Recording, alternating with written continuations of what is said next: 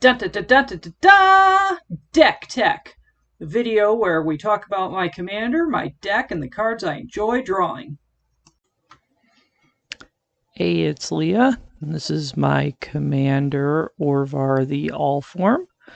And I wanted to make an Orvar deck as soon as he come out because I really liked the art of Orvar here with this little tentacle thing he's got going on. It makes me wonder, is his tentacle thing kind of a part of him changing form, or is it something that he is the master of?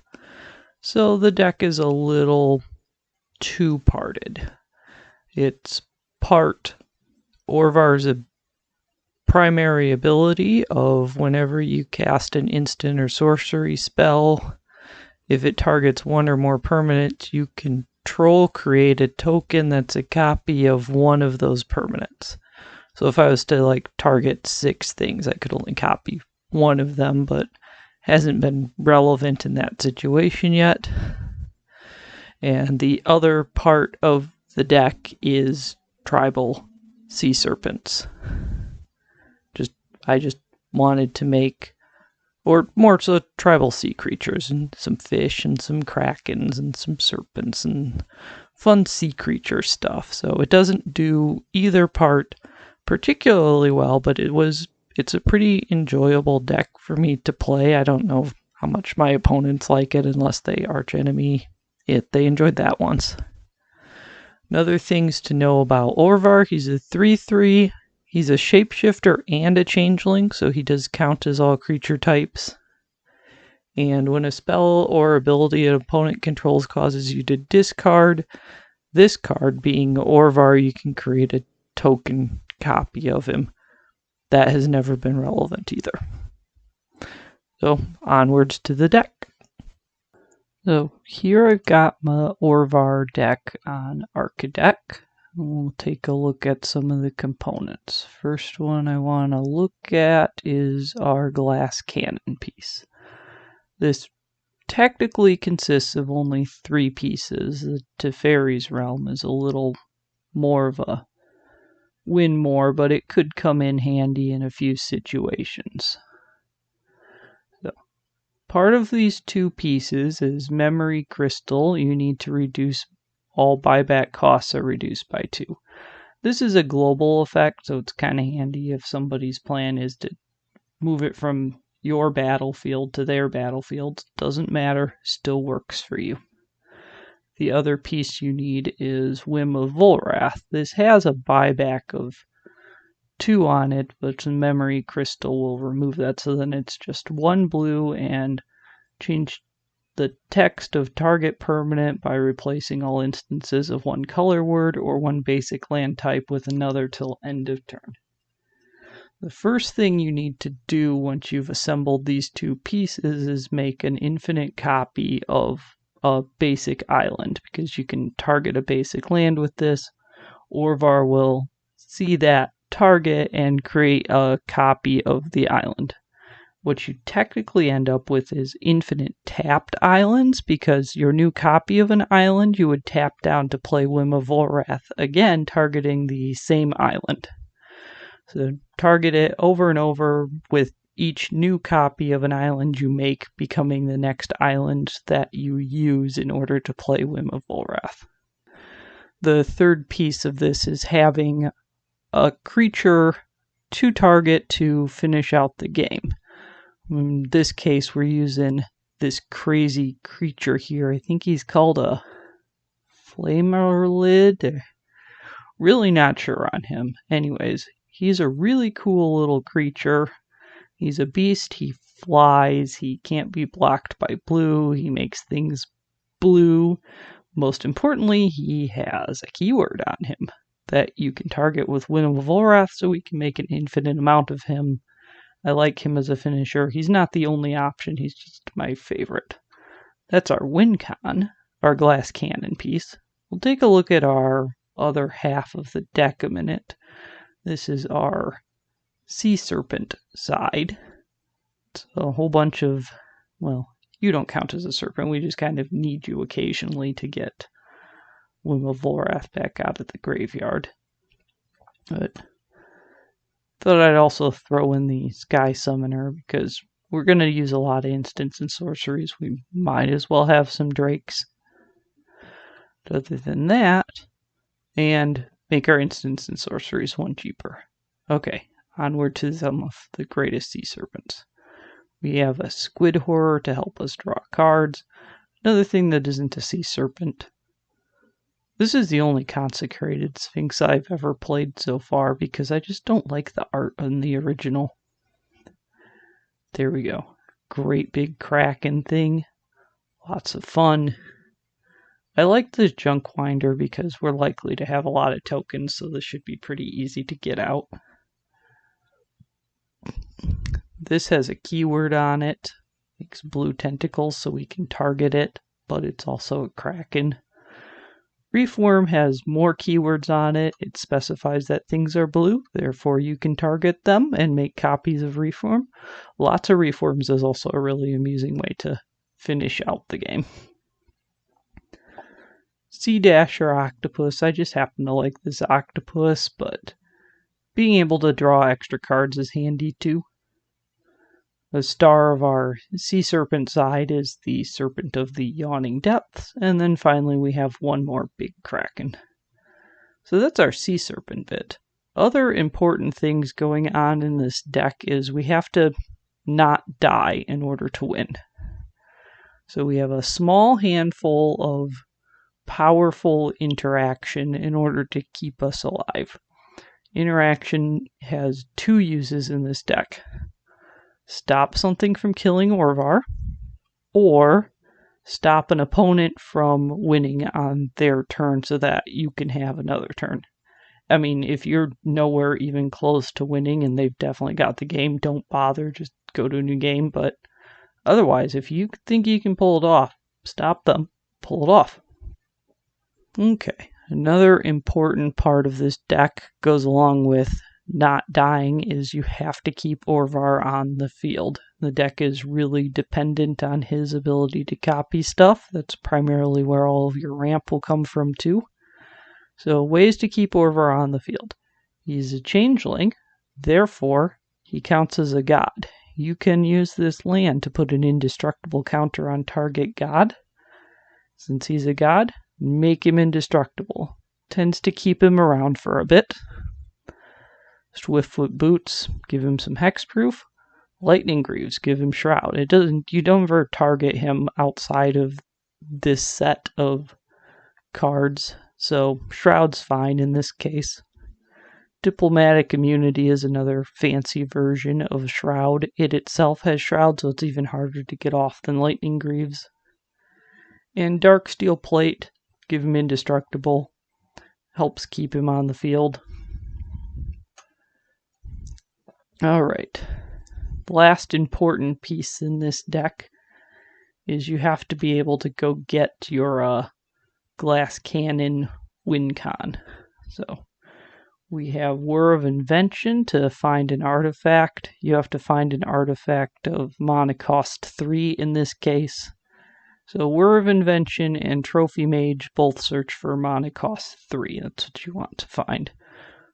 Use Reshape as well. That'll also get you mana cost 3. For the Whim of Volrath, you want to search. It's an instant, so you can search for an instant here. You can pull it back out of your graveyard if you need to. This one also searches for an instant. If you already have one, then go ahead and find one of the... go ahead and find something like Fabricate. That's a sorcery. So then you can go find the Memory Crystal. So a lot of these are designed to find each other, really. Academy Ruins will also let you get Memory Crystal back from the graveyard if it's there, and Mystic Sanctuary lets you dig a Whim of Volrath out of the graveyard if you have to. So it's about the best package I could come up with for finding the my cannon pieces. I don't have anything in blue to find a creature, but there's quite a few things in the deck that you can target anyways, so if you can't find your one specific creature, you can still kind of close it out with a here's a whole bunch of sea creatures plan. Just keep copying them. For the rest of the deck, we have a whole bunch of instants that will let you target stuff. Twiddle is a nice, easy way to target something without losing it. Teferi's Time Twist lets you bounce one of your things, but Orvar will copy it as you bounce it. Tail's End should probably be over on the keep alive side. Why is it over here? We want to keep alive. There you go. Go over there. Snap lets you return a creature to your hand. You can put it right back out, but you'll make a copy of it in the process. Shadow Rift's a fun card because after you target your creature to make a copy of it, not only do you get to draw a card, but very likely your opponent will not be able to block something with Shadow, so you can get in a free hit as well. Runaway lets you target one of your creatures, so you could copy it and then bounce an opponent's creature. Reality Shift, I've used it more often to take something I don't like of my opponent's off the board, but you could use it to target something of yours at instant speed if it was going to die anyways and keep a copy of it around. Reality Ripple, another way to target without losing your thing. It'll phase out, but it'll come back. Plus, Reality Ripple will target artifact or land, so you could double up where you need to somewhere other than a creature. Another targeting creature. Cyclonic Rift is just a handy spell. And then Capsize, so you can bounce your opponent's stuff, bounce your own stuff. This is also very powerful with the memory crystal out. It makes it a lot easier to keep it going. The sorcery section, not anywhere near as large. We really just want to draw cards. Personal Tutor is, I didn't put it in the Find Your Canon stuff because the only thing Personal Tutor can find that you probably care about are the other tutors. It can't actually get any of the pieces you need. Here's a Return a Target Permanent, so this is another targeting spell, and Distortion Strike. It's kind of like Shadow Rift. So you could just make something unblockable and you get a copy of it. Few enchantments in the deck. Wizard class for no maximum hand size. I really don't care about the rest of this. Level 3 is fun if you have nothing better to do with your mana, and you should have 7,000 islands, so you should have nothing better to do with your mana. Search for Azcanta just lets you dig a bit deeper as you go, filtering stuff off your deck. Monastery Siege I've used. Sometimes I like the extra draw, depending on where I'm at in the game. Sometimes if I feel like my opponents are having no problems targeting my stuff, then I'll go dragons and kind of beef it up a little. And then Metallic Summonings just makes you extra tokens as you're going, so it's a nice little piece of value in here. Artifact package, fairly basic. A Wayfarer's Bauble to fetch lands, so no maximum hand size. Stronic Resonator, you can copy Orvar's ability with it. Doesn't get used often. Standard Soul Ring. The Weatherlight lets you fish up a few cards, so you just be careful putting your glass cannon pieces under this one. So, other basic mana reduction or ramp. We'll get to Juju Bobble at the end. That was a particularly fun piece. Isochron Scepter, because we have a lot of instants in here. Might as well stick one on the Isochron Scepter. And Citronelle Flute was the only thing I could find to help me find a creature, so stuck it in there. I think that's everything in the deck, other than lands. Yeah. We don't have a lot of very particular lands. Field of Ruin, Detection Tower, Darksteel Citadel, in case you wanna. I can copy this sometimes because it's an artifact in case I wanted a few of them, but since it doesn't make blue, it's not the best target. Command Beacon if Orvar has died a few times. Some scry. Draw a card. We'll assume a lot of times we should have a power 4 or greater because we have sea serpents, but this one, I mean, it doesn't come up very much. 1 of 100, right? We can give a target creature protection from artifacts until the end of turn. Once in a while, that's kind of handy. It's also funny to stop your opponent from equipping. You give their creature protection from artifacts. Makes all those swords fall off things. It's kind of funny. There's another scry land, another artifact land that we can target. The Reliquary Tower, because if our hand starts to get full, we want to be able to keep our buyback stuff in our hand. So it's not like we're going to have 50 cards, but we might have 8, and we want to keep them all. That's about it. We'll move on to the favoritist cards in the deck. Now for my favorite part of these deck techs, getting to talk about the cards I really enjoy having in the deck, and lots of times they're just put in there because they're an excuse to try them out, or because I like the art, or there's something I feel like showing off about them. Here we go.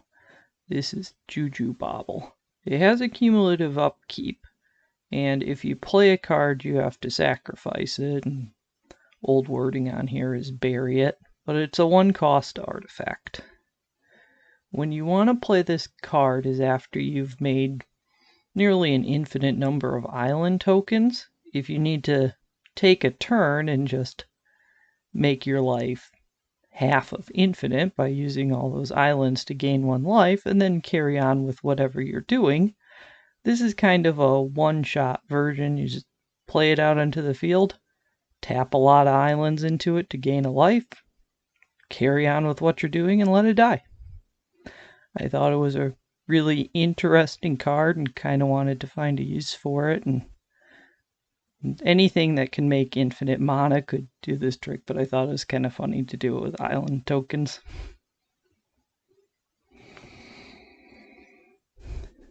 This particular island out of Eldraine I just really enjoy the art for, so having a blue deck gives me an excuse to run a couple of these so I can look at them. That's it. I just like this island art. That's why it's here. So, Teferi's Realm is a world enchantment. The world enchantment, you can only have 1 that's world. It's kind of like a legendary rule for enchantments. So Cordant Crossroads is another good example. If there's a Cordant Crossroads out, I can destroy it by playing Teferi's Realm, because you can only have 1 world enchantment. So I think that one dies. Maybe they both die. I'd have to look into that, but you can only have 1 world. The reason we want this one is because at the beginning of each player's upkeep, that player chooses artifacts, creatures, lands, or global enchantments. All cards of that type phase out. Now when it says cards on here, the oracle means that it's non-token permanents, because it has to specifically be card stock, and tokens could theoretically be anything. Dice, paper clips, ketchup packets, didn't matter. They weren't card stock, so it were unaffected by this card. This is a deck that wants to make infinitely sized big piles of tokens, which would be unaffected by this card. So while my opponents are phasing each other's stuff out, and maybe a few random things of mine, unless they pick global enchantments to phase this thing out, all of my tokens stay put. So I thought it was really amusing. Also a decent option for something like Brutaclad.